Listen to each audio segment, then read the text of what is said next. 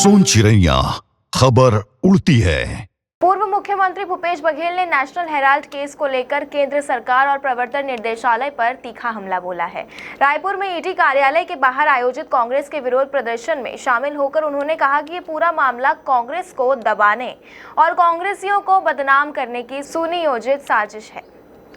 उन्होंने स्पष्ट किया कि नेशनल हेराल्ड किसी प्रकार का व्यवसायिक उद्यम या मुनाफा कमाने का जरिया नहीं था, बल्कि ये एक विचारधारा और पत्रकारिता का प्रतीक है।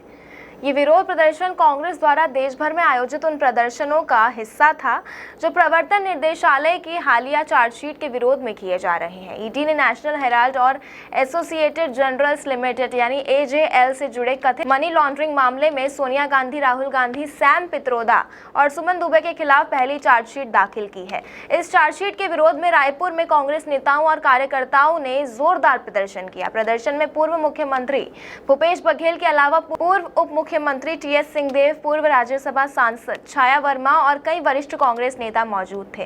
प्रदर्शन के दौरान भूपेश बघेल ने केंद्र सरकार पर सीधा आरोप लगाते हुए कहा कि ये कार्रवाई एक सोची समझी रणनीति का हिस्सा है, जिसका उद्देश्य कांग्रेस का आर्थिक रूप से कमजोर करना है और जनता के बीच उसकी छवि को धूमिल करना है। उन्होंने कहा कि कांग्रेस इन राजनीतिक हमलों से डरने वाली नहीं है, बल्कि पहले से अधिक मजबूती से जनता के मुद्दों को साथ खड़ी है। वहीं प्रदर्शन से पहले पूर्व उप मुख्यमंत्री टीएस सिंहदेव ने भी मीडिया से बातचीत में केंद्र सरकार और ईडी की भूमिका पर सवाल खड़े किए हैं।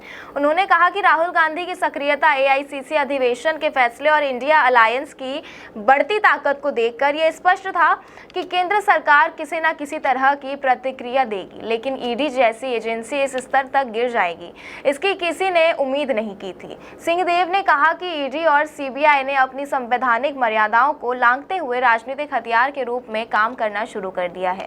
उन्होंने चार्जशीट में सोनिया गांधी और राहुल गांधी के नाम शामिल किए जाने को विपक्ष को डराने का प्रयास बताया और कहा कि कांग्रेस ना पहले कभी झुकी है, ना अब झुकेगी। उन्होंने विश्वास जताया कि देश की जनता इन चालों को समझ चुकी है और लोकतंत्र की रक्षा के लिए कांग्रेस के साथ खड़ी है। इससे पहले बस्तर संभाग के जगदलपुर में भी कांग्रेस कार्यकर्ताओं ने कलेक्ट्रेट के बाहर विरोध प्रदर्शन किया, लेकिन प्रशासन ने उन्हें वहां से भी हटा दिया। उस समय मुख्यमंत्री विष्णुदेव साय और गृह मंत्री विजय शर्मा अफसरों के साथ बैठक कर रहे थे।